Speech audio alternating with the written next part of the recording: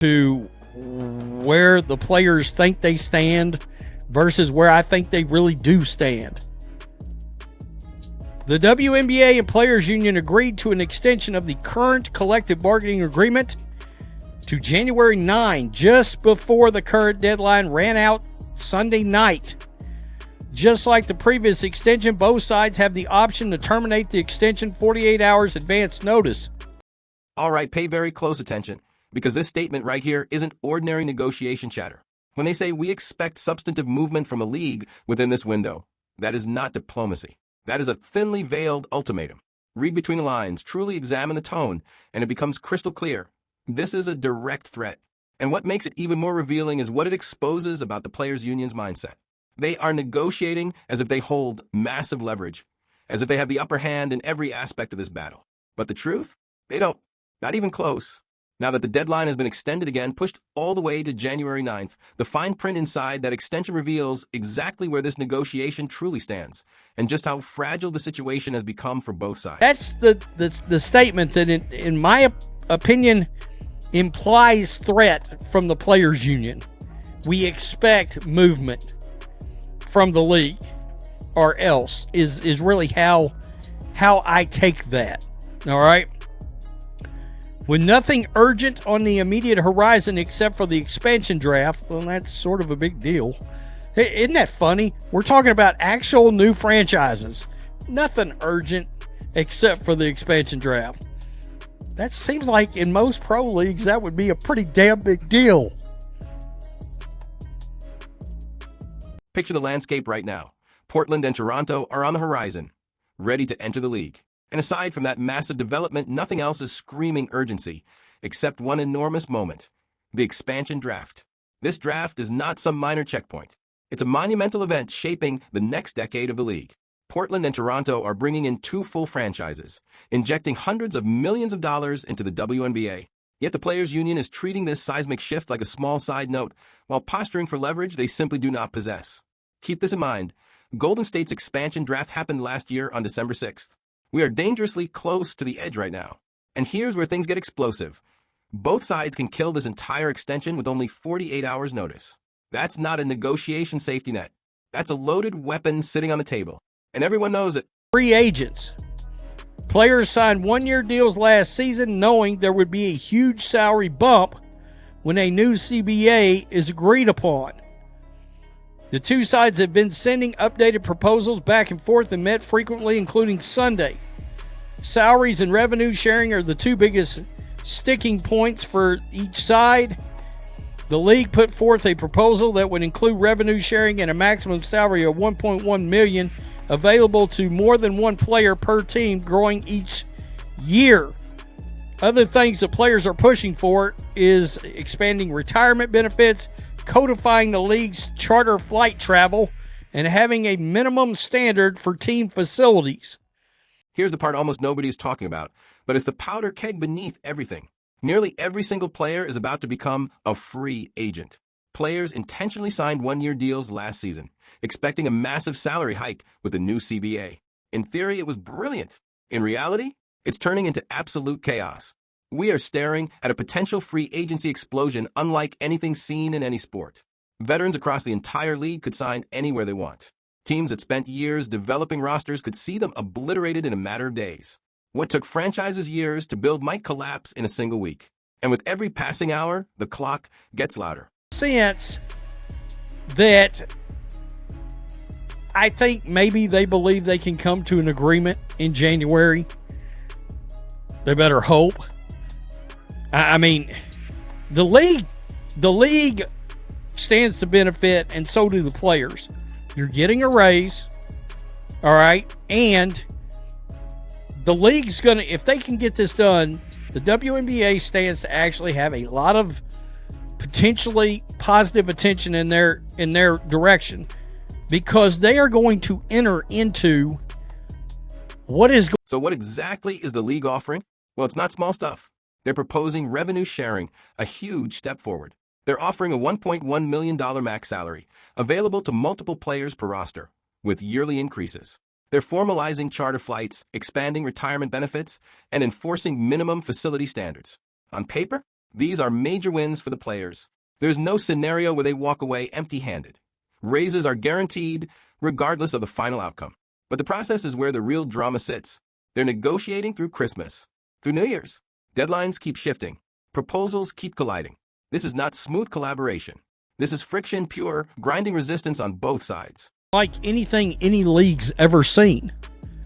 Basically, everybody's free agents, which is going to cause pure chaos across an entire professional basketball league. I don't think we've talked about that enough. I mean, it is going to be like throwing a grenade right into the middle of everything and watching and that's going to be huge for the league and their news cycle. You know? Not only that, but I don't know if they want to try to get this done before Unrivaled starts, which starts in January. You know, that's something to think about too. And then Project B. How many more players from the WNBA are going to announce we're going overseas to play in a new league?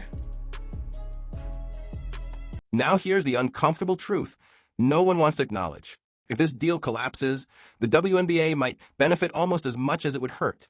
Imagine nearly every player hitting free agency at once. It would produce a non-stop avalanche of headlines. Every signing becomes a viral story. Every roster move becomes a debate. Every trade becomes breaking news. The WNBA would dominate conversation, except for one massive obstacle, the NFL playoffs. January belongs to the NFL. Always has. The WNBA has never beaten the NFL in a news cycle. And they know it, so the league is dancing with danger, but danger that comes with attention. Crazy about all this. So many of these players have so much jealousy and animosity towards Caitlin Clark. Not a chance in hell. They're getting offered, even with bonuses involved, a $1.1 million max salary if Caitlin Clark didn't exist now. I mean, and you know what? They still won't appreciate her this week. I fully expect the players in the league to continue to try to beat the hell out of Caitlin Clark this year.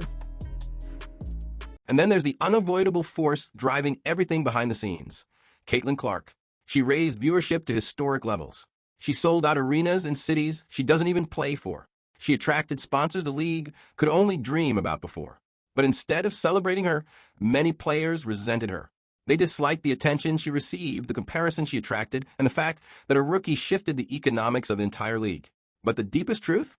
They're only being offered a $1.1 million max salary because she exists. Her impact changed the math, and everyone knows it. When the season started last year, what happened? Pure chaos. Multiple incidents in the first 12 games happened. First 12 games. If she'd have played the whole year and you extrapolated that out, there would have been like 10 incidents involving Indiana Fever games because of people trying to get to the brunette that came in, and everybody's mad about it, even though they're all okay with profiting off of her. It's a crazy-ass league. It really is unlike anything I've ever seen. Last season didn't just improve the WNBA, it transformed it. Caitlin Clark's rookie year wasn't simply a breakthrough. It was a seismic reshaping of the league's foundation. Attendance records were smashed. TV ratings didn't rise, they exploded, tripling previous highs. Indiana Fever games turned into must-watch events. The entire league saw financial surges because one player expanded the audience into a new dimension. Every player negotiating the CBA is about to earn life-changing money because she detonated the ceiling. But gratitude? Don't count on it. The targeting, the physical play, the resentment from veterans, all of it is still simmering beneath the surface, ready to spill. I think they'll get it done in January, is my guess. And then you'll have the expansion draft and free agency. They could get a lot of positivity out of about a 2-week news cycle. You know? And that's, unfortunately for them, their problem is the NFL playoffs are going to be going on at the same time. Here is the complex, layered situation unfolding. The players' union is acting like it holds unmatched power, issuing statements that sound more like ultimatums than proposals. Meanwhile, the league is positioned advantageously whether peace is reached or chaos erupts. The expansion draft must happen soon. Free agency is poised to explode. Two alternative leagues, unrivaled in Project Me, are aggressively trying to lure players. If the CBA drags past January, players will start signing elsewhere. And the leverage the union thinks it holds will evaporate instantly. Revenue sharing remains the immovable logjam, not because the league rejects it, but because the structure surrounding it is extremely complicated. What counts as revenue? What gets deducted? How do expansion fees factor in? All of this is unfolding at the exact moment the WNBA is experiencing unprecedented growth. Record attendance, record sponsorships, record viewership. But growth isn't profit, and owners, especially NBA owners, who control almost the entire WNBA, operate on a different set of financial expectations. 2020 CBA negotiations cannot be used as a comparison. The landscape today is wildly different. Clark didn't exist back then. The league wasn't booming. The players want revenue sharing, charter flights, upgraded facilities, better benefits, and higher minimum salaries, all reasonable but all expensive, and all dependent on the league maintaining this growth. If viewership dips, if Clark is injured, if the spike was temporary, revenue sharing cuts both ways. Expansion complicates everything. You can't draft players without knowing salary caps or financial frameworks. If free agency hits without a CBA, absolute mayhem. Big markets might thrive. Small markets may collapse. Years of team building could be destroyed. And here's the shocking twist.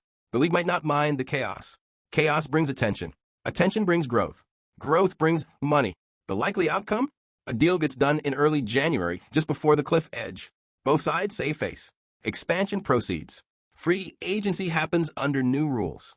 But make no mistake, the tension, the threats, the 48-hour kill switch, the public shots fired, all of it proves this is far more contentious and far higher stakes than anyone admits. The real question isn't if a deal gets done. It's who walks away with actual leverage. Right now, it looks like the players' union is badly misjudging its position. They're acting like they can walk away. But where exactly would they go? Overseas? Alternative leagues with smaller budgets? Opportunities that vanish if the WNBA delays too long? Their leverage dissolves the moment players start signing anywhere else. So tell me, if this isn't resolved by January, who actually hold the power?